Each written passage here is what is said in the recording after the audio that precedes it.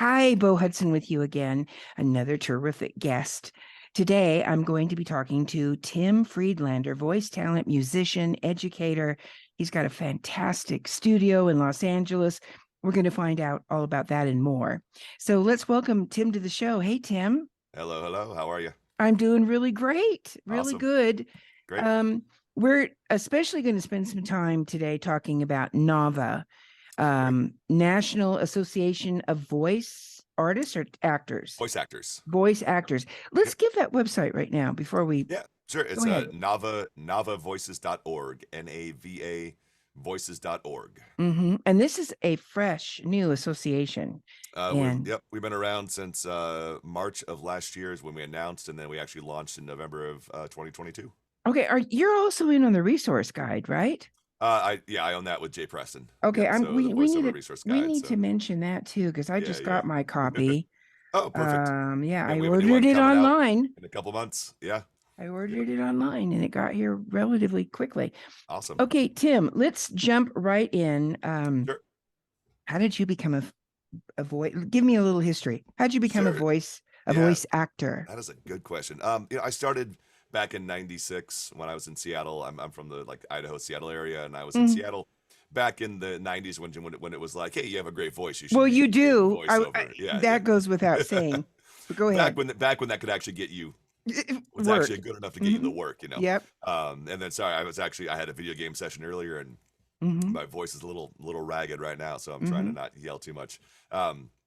Took a bunch of classes in voice, took a bunch of classes when I was in Seattle.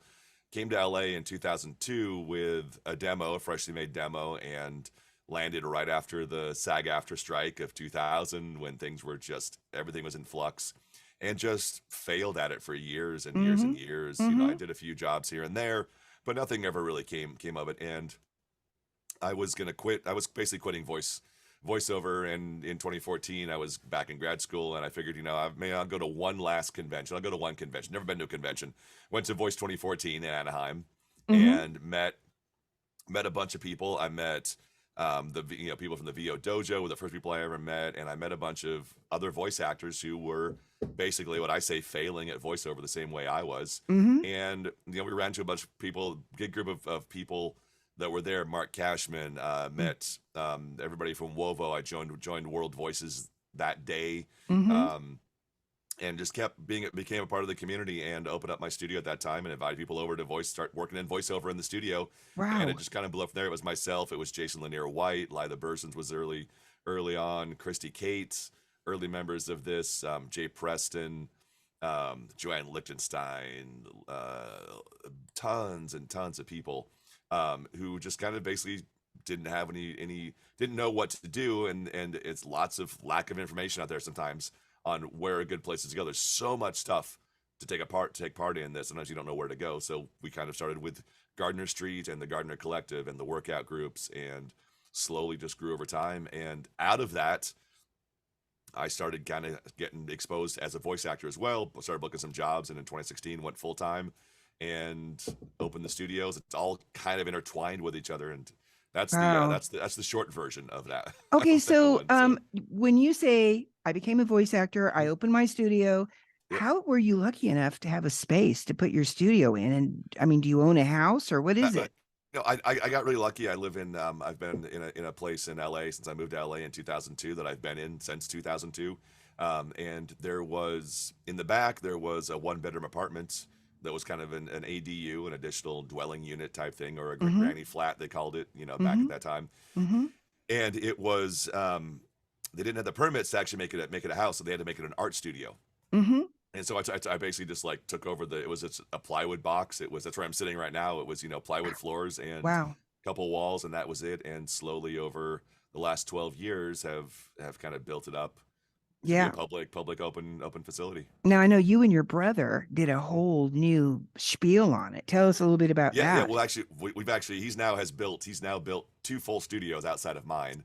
So Mm. so we did a full remodel of the booth here, which was a full fabric system remodel. Which if you go to if you've ever been to like a kind of really upscale professional studios, you walk in and it's just solid panel, solid walls. You don't see any of the actual sound panels. So we basically rebuilt the entire booth, with that, and made it an entirely single fabric track system inside the booth. It sounds phenomenal. And then from there, my brother went off and built another studio. So we have Soundbox Woodland Hills, which Carson Beck owns. He's another voice actor. So he built that from the ground up. And then my brother is working on another studio right now for a couple other big voice actors in LA that he's building from the scratch and the ground up as well. And I'm sure that, once that gets announced, we'll have some information on that as well. That's just a, a private studio for somebody at their house. Well, we want to say it's called Soundbox Yep. LA. Soundbox LA. Yep. Okay. And so what kind of recording do you do in there? We do. I mean, who is it that uses your studio? Ton of video game stuff. We worked on the new Horizon game that came out, the Horizon virtual reality game, VR game that came out. We did that for 2.5 years here. We do a lot of podcasts. We specialize in high profile clients. So we work with a lot of celebrities because it's a very, very hidden away place. We're only one booth, we're one studio, so you're not in a facility with a bunch of other studios. You're not going to be around a bunch of people. So during COVID, during the pandemic, during all this stuff, we were just primed to be able to handle this isolation because we already were fairly isolated. Yeah. As and a lot of the big studios closed down during the pandemic. Yeah, absolutely. I mean, so it'd be tough to stay open. How opportune for you. So, Yeah. Whenever I talk recently to people who are successful at voiceover, and that's you, I ask, do you think, what do you think were the under a shining star? Was it luck? The planets aligned. How did it happen for you? That's a great question. It was a lot of failure and a lot of hard work and a lot of just keep doing it. Mm-hmm. And for me, the biggest thing was just, community. It was meeting other people in the community. It was finding those groups that were going to help support what I wanted to do and continue to support me, and then I could support them. Mm-hmm. And finding coaches and other people to work with that were supportive of what I was trying to do, what I was doing, which was trying to become a voice actor. Right. And community, I think, has really been the biggest. Yeah. And you seem like you did everything right, and you made a lot of friends and did networking, which often is what business is. Absolutely. And I hate networking. I say, go out and make friends. There you go. Go out and make friends. Don't network, because networking is just a dirty word. It just, it's terrible. That's schmoozing, right? I hate it. Okay. Go out and make friends. So, because everybody wants, you want to work with your friends, right? You want to hang out with your friends, mm-hmm. And the people that you become friends with this year are going to be the agents and the producers and the creators, and the people who are going to be hiring you next year or the year after. Exactly. So. Well, before we talk about NAVA, let's talk about that resource guide, because here's what I remember about the resource guide. Years and years ago, when I went to my first Pat Fraley character weekend, and it was a long time ago when I first started full-time voiceover. I'd been in radio and then went into full-time voiceover, but I got that resource guide. They were everywhere you went. It was free, and I took it home and studied it, and then it disappeared. How long did it disappear? A decade at least, right? No, it's actually, it's been out. It's been consistently out since 1988. And it stopped printing for during COVID. They stopped in 2020, and then we relaunched again in 2022. But it's been out there. I think maybe the reach hadn't been quite as broad as it had been before, or quite as ubiquitous. It definitely was. When it first came out, you could get it at the Samuel French bookstores. You could get it, pretty much everywhere. So it's back in the studios. We put out edition 75 last year. Did you buy the franchise, the title, or how'd you do that? We took it over. Yeah, we basically took over, and we're the Jay Preston and I took it over as the managing editors of this. Essentially, have taken over the publication. Okay. For those that are viewing, listening, let's tell them what the resource guide is and how unbelievably important it is and useful. It's fabulous. It's called the VoiceOver Resource Guide. It's at thevorg.net or voiceoverresourceguide.com, the same website. And it for decades was the only printed publication in the voiceover industry. And it is a listing that Dave Williams from Dave and Terry put together. This basically just a spreadsheet, handwritten spreadsheet of all of the studios and casting directors and agents and resources in Los Angeles, and then has kind of spread It's definitely been very, Los Angeles centric, but now it's a printed publication that you can pick up. That I have one You right know here what? actually. Okay, I was gonna run and grab mine, but you've Nope, got nope, it. There you go. got one right there. There. Look how small and So slim. fits in your pocket, Yep. and it's got all of the different ads and things in here Yes. of different places to go. It's got coaches, Yep. recording studios, Hmm. managers, all Yep. different kinds of things. Everything. And Yep. what I like about it is you can feel pretty certain that it's legit. Yep. That's what I like about it. Yeah, and what we've done, we're the website now is expanded to cover the entire United States. So we've got Chicago, New York regionals, and we also have, if you go through the site, you'll find also that there are now Vorg verified listings, which are listings that we have personally connected with to make sure that they're still in business, that the information is accurate. Right. In addition, so So yeah, how do you guys come up with these great ideas? Is it because of your good meetings question. and your group get-togethers? Because you guys just keep inventing these new wonderful things for voiceover talents. Yeah, I think part of it is, we're all voice actors ourselves. Like, Mm-hmm. Soundbox, everybody in Soundbox, we're 100% talent owned and operated. The voiceover resource guide, 100% talent owned and operated. So we are all actors first, looking at these resources from an actor perspective, not from a publishing perspective or from a business perspective or from a producer other perspective. So we see what the community needs because it's things that we just need ourselves, Absolutely. and we're like, hey, you know what, we could offer this, we could do this, we could add this, what if we did this differently, what if this was a resource, what if this was something, Mm-hmm. so that's really kind of that's how everything has grown into what it is. Absolutely. And let's move ahead now to NAVA, Yeah. NAVA. Yep. Tell us how on earth, when did you guys get the idea for that? That grows right out of the community groups we've been doing. That's just it's the next logical extension of all the things that we've been doing on Facebook and that we've been doing in our workout groups in LA, that Karen Guilfrey's been doing with her voice actors of NYC group in New York. And it originally grew out of being a 501c3 to handle the Brad Venable Fund, which was Yes. a community fund Yeah, but not everyone knows who Brad yep, was. So tell yep. us a bit about that. Brad Venable was a good friend of ours, voice actor. He was a business partner with Jay Preston and myself in the VO Weekly Workout. Phenomenal voice actor, and he passed away suddenly one afternoon, COVID related, in January of 2021. Mm-hmm. And we had a small community fund before that, but after he passed away, we renamed it in his honor.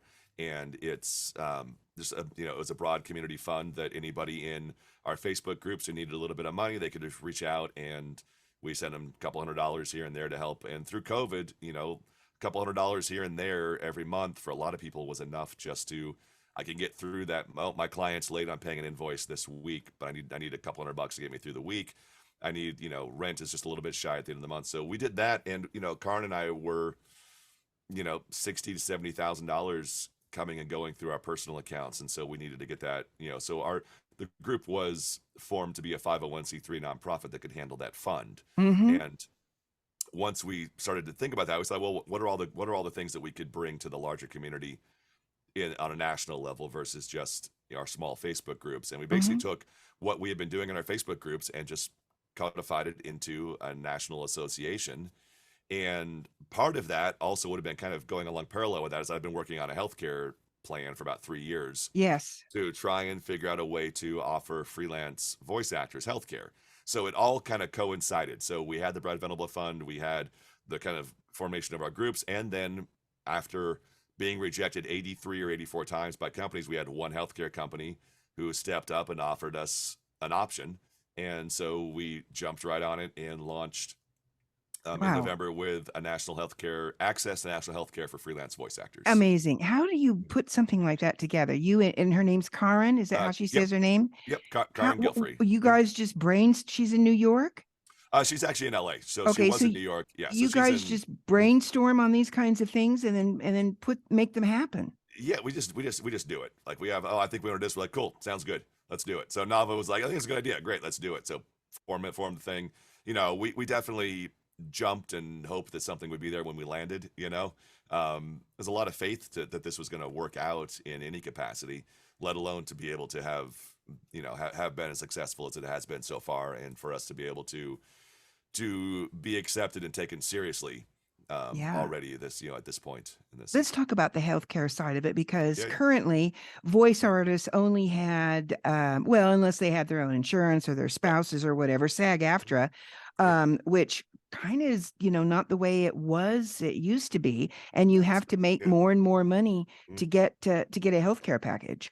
You So do, yeah. how do you do your healthcare package? What else involved? So our healthcare is we essentially have we have a corporate sponsor, so a larger entity that sponsors us as a part of their association, and we're on a plan with 50,000 other members of this corporate sponsored healthcare plan, and the only requirement is you have to be a member of NAVA, and so there's no earning requirement once you're a member of NAVA. Then after 30 days of being a member, kind of like with if you're working for a new company, you have a 30-day grace period. Mm-hmm. After 30 days, you can sign up for one of the healthcare plans. There's 4 healthcare plans offered through a company called Ease Healthcare, which is on the multi-plan system, which is what Cigna uses. So it's the second largest network of providers in the country. And it's a national healthcare plan, which means that it's the same cost in every state. So regardless of whatever state you live in, and if you travel to a different state, you're still in network. What kind of premiums are there? They're all zero deductible. And zero copays for most of them. And then the monthly premiums vary between $120 and $650. Wow. There's 4 different plans. So depending on what you need, what coverage, SAG-AFTRA is phenomenal. We're never going to compete with what SAG-AFTRA can offer for their cost. But as you said, there's an earning requirement. You have to earn. And a lot of people can't meet that. Absolutely. $27,000 a year every year. So if you could be on it for a year and you have a health issue, what we've seen recently is some people get pregnant and they're not able to work. And right when they're ready to give birth, they lose their SAG-AFTRA health insurance. Yeah. And because they haven't been working and haven't been able to keep it up. Or, somebody has a life-threatening illness and they can't work for a few months. They eventually they can't work to continue their health insurance premium with to qualify for SAG-AFTRA. They're going to lose their health insurance. So we're a great gap in between that, because we're way cheaper than Cobra, and we offer sometimes, depending on what state you're in, a lot better coverage, and rates could be better or worse. Obviously it varies depending on what state you're in, but the rates are going to be better or worse. So part of it is you have to do your due diligence and look at the healthcare plan. You have to research what we have. You have to see if it's going to cover what you need for you and your family. We have a lot of people right now who they and their spouse have signed up, and then they have their kids on a different plan because their kids qualify something different. But we've got about 60, 75 people on the plans right now, which is pretty phenomenal. I mean, even just getting one person to sign up was pretty amazing. Do you have to prove that you're a voice talent? How do you do that? Yep. So membership in NAVA is you have to show that you're a professional voice actor, and we don't have an earning requirement, but we do ask that you show 3 pieces of professional work, a website, listing on an agent website, YouTube videos that you've done, something to show that you're working as a professional voice actor. But again, we don't have an earning requirement. So, you could do, whether you've earned $500, $5,000, $10,000, $100,000, if you can show that you've been doing the work and that you're being paid to be a voice actor, then that's our basic requirement in there. What's so crazy to me about it is I've been doing this for a long time. I've never heard of a voice actors association of any kind, really. There SOVAS, of course. Yeah. But, this is just so unique that you guys came up with this.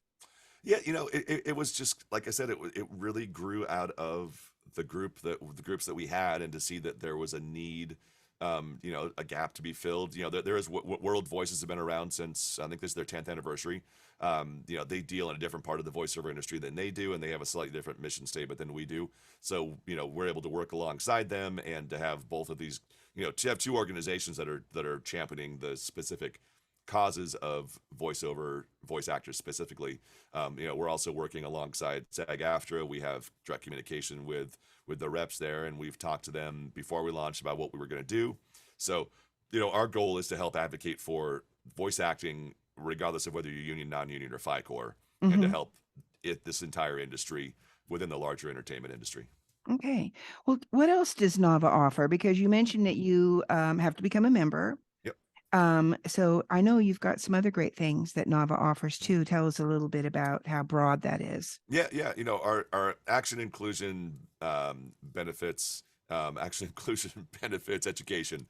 I just forget this word. Kind of the four that we have. So the main thing that we offer is we've got a lot of member classes that we offer for members only, and we have a broad range of free classes for members. So once you become a member, you get those free classes, and we're trying to do things that are distinct and different from other offerings that are out there. So the very first class we had was on contracts, and it was just contracts 101, and it was what do we look for as as voice actors, even union or non-union? What should we look for in our contracts? We have a lot of member benefit discounts. So we have 12 or 15 partners that have partnered with us that are offering discounts to their members that are specific only to NAVA. So you've got classes at Real Voice LA. The Halp Network is one of those. Float Studios is offering classes.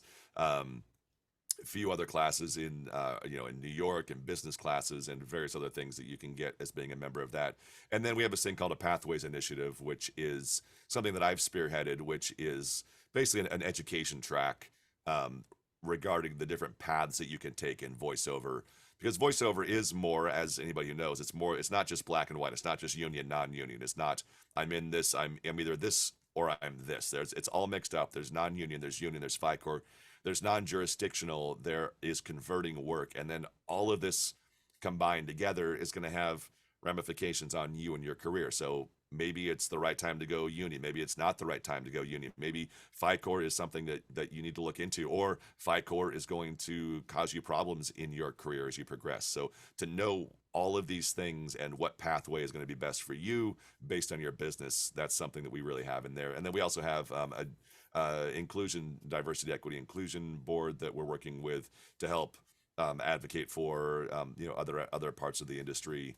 The African American Voice Actors Database, QueerVox, PGM List, and Voices of Color are the four that we have on there right now to help just provide casting and opportunities and resources for those. We're also reaching out and kind of branching out and reaching out to other countries. We're working with various other countries, working with a group in Kenya and a group in Nigeria to help educate those voice actors, and to also help educate U.S.-based producers on how to work with foreign voice actors, because we are in a global environment, right? I mean, voiceover is global.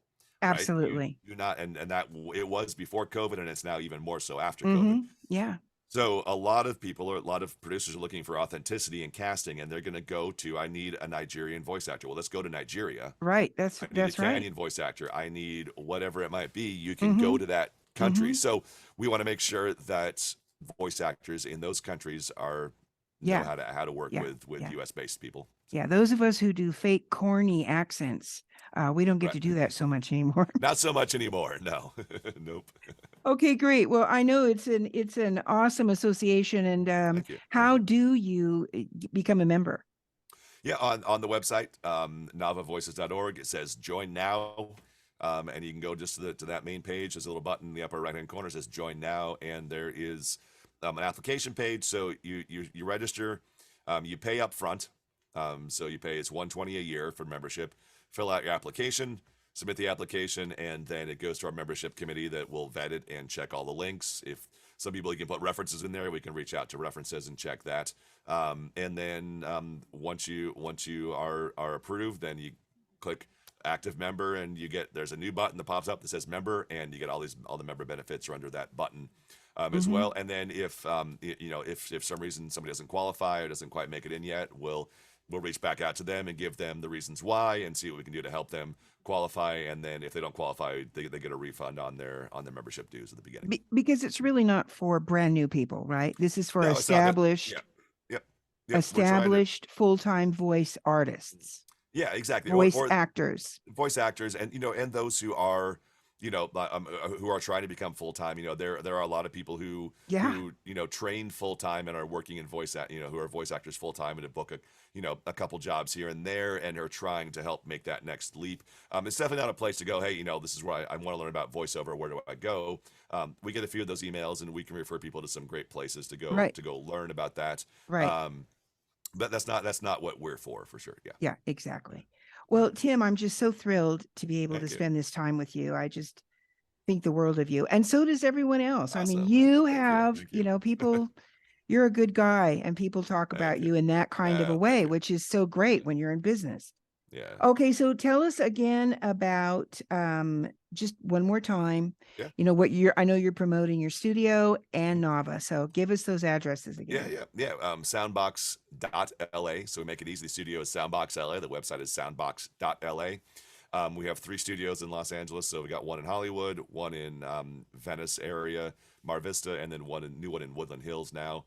Soundbox.la. All the information is on there to book the studios. And then NAVAvoices.org, NAVA voices.org. And all the information about both of those are on the websites. And it's, everything you need to know is right there, and any emails, everything goes to my phone. So if you have questions, you can always just reach out and we'll get back to you as soon as we can. Well, you're living large in voiceover, Tim. This must make you really happy. Is this? I'm living busy. Did you see this coming? Like, No. What was it, 2014? 2014, yeah. That's when I got back into it. Yeah. So, well, you're a very ambitious man, and we all appreciate you. Thank you. So, Tim, best of everything to you, and thanks so much for spending this time with me. I really appreciate it.